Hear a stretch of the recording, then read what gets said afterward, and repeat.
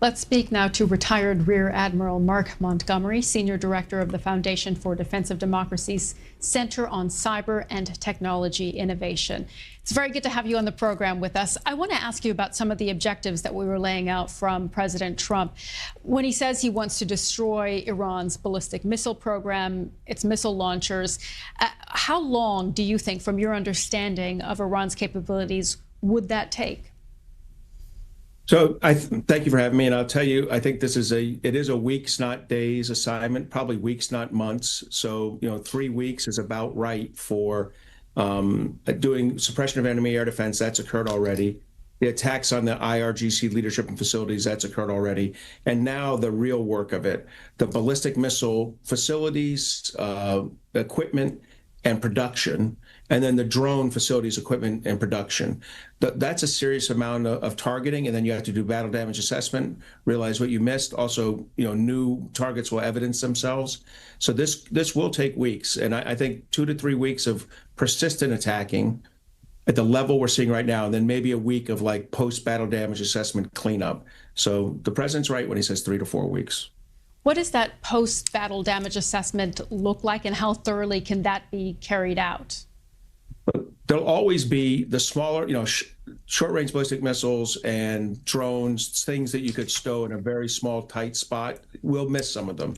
There's no doubt about it, and they'll be, potentially be able to be, shot, but they will not be in an overarching group shot that overwhelms defenses. And I do think we should be able to get the longer range, larger missiles that could threaten Israel. We should be able to clear almost all of those off the board. In that, again, you need persistence. You can't prematurely terminate this, which is what happened during the 12-day war last year. You really need to go through, and then I would also get their production.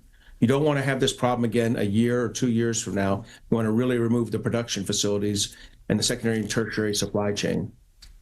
What about the prospect of Iran being able to continue to carry out cyber attacks? It does have a sophisticated, apparatus when it comes to cyber operations.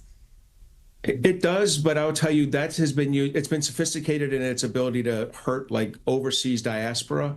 Their attacks against U.S. and Israeli, particularly Israeli critical infrastructure over the years has been limited. They've done defacing, some distributed denial of service, but not the real damage one might get from, say, China or Russia in doing this kind of activity. So I don't give it the credit that I would a Chinese or Russian cyber capability. And therefore, while it exists, I don't believe that's a determinative factor in this. When President Trump says he is, in particular, really been successful in attacking Iran's Navy, what do we know about Iran's naval capabilities? President Trump has said, there are 9 ships at the bottom of the sea. Look, that may be true. And if so, I'm glad those were not good ships. They treated merchant mariners terribly over the last few decades, and good riddance to them. But that's only part of their ability to mine the straits, which is what we're all really concerned about, was based on 3 things. They could have used, their ships, their traditional naval ships. But I'm also worried about unconventional ships mining. The Iranians aren't planning on like a Geneva compliant, mining. They were going to dump these off the back of a ship. So we've really got to go get every storage facility, every small boat associated with their Navy and remove it. And then finally, we've got to get the anti-ship cruise missile systems that they have. They've had them for 2 decades. We need to remove all of those. If you get rid of the missiles, the mines, and the big ships, then you've limited their ability to stop Straits of Hormuz transits. Okay, General, thank you so much for sharing that perspective with us today.